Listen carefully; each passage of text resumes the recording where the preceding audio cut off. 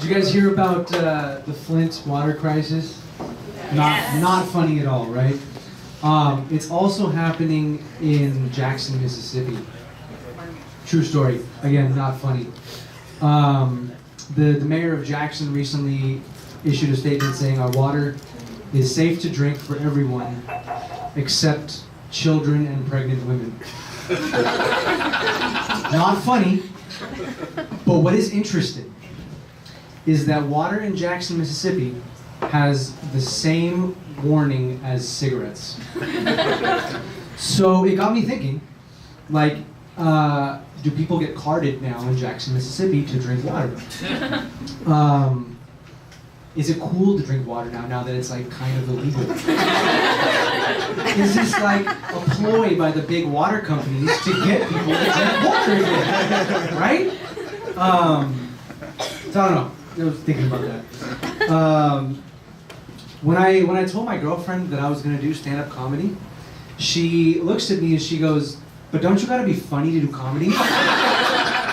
Which makes my decision to drop out of structural engineering a little bit questionable. But you know, like my parents wanted me to have a technical degree, and so because I'm not white, I had to listen to them. So I started off doing structural engineering, and within the first 2 weeks of my freshman year, like I pretty much knew that was not what I wanted to do after I graduated. And so 2.5 years later, I quit my major, or I changed my major, and I didn't tell my parents. They found out. My mom was going through my stuff one time, and she found my class planner, some porn, and a bomb. And she looks at me and she goes, "What the fuck is up with these philosophy classes?" And she goes, and so I look at her and I'm like, "Don't worry, Mom. I know it seems bad, but I got this. I have a plan. I'm gonna do stand-up comedy." And then she strangled me with my belt, and I'm dead. And we're in hell, right? There's no other reason why I'd be on stage over here. But you know, she was right. Like, I had a hard time finding my footing after I graduated. I was unemployed for a while. And you know, I'm sure all of you guys at some point have been unemployed at some point. And it's a really shitty time in your life. Like, you have so much time, but you're so stressed out about finding a job and no money coming in that you just can't do anything productive. And I think back to the time when I wasn't working, I was like, if I really applied myself and used that time wisely, I could have made a little bit of money driving for Uber.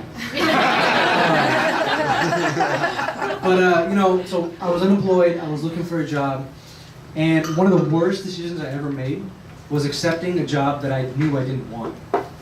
And that's how you know I've lived a pretty easy life so far, if that's the worst thing that's ever happened to me. But so I accept this job and I start, and my boss is this total micromanager. It was a 90-minute commute for me, and one time there was an accident, and I got to work a few minutes late, and she pulls me into a room and she goes, "You know, in order to be successful at this company, you gotta show up on time." And I was so mad. Like, I was so upset. I wanted to slit her throat, but blood makes me faint.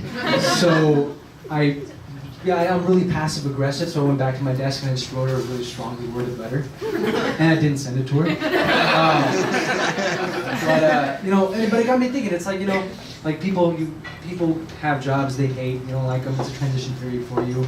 And you gotta kind of deal with this in different ways. Like one time, I was at a Starbucks, and the barista there very obviously didn't want to be there, and he was like pouring drinks half full and just like half-assedly like giving them to people, and it was just a really shitty experience. And I was thinking, like, as working in a company where you're facing customers, like no matter how much you hate it, you have to do your job well. Otherwise, I mean, the customers are going to stop coming back, and it's just really shitty all around.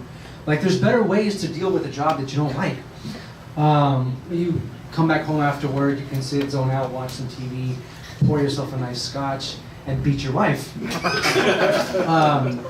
Like, there's just ways to do it. But, like, you know, eventually I found a gig that I liked, and one of the cool things I did was going around the country coordinating marketing campaigns for banks. And we were in Chicago meeting a client, and we meet the VP of marketing over there, and she introduced herself. She goes, "Hey, We're really excited to run an ad campaign with you guys. And like, you know, we're looking for like a 3.7 conversion rate with a 2.9% click-through rate, and we're really excited to bring you guys on board. And I shake her hand, I'm like, wow, I have a boner.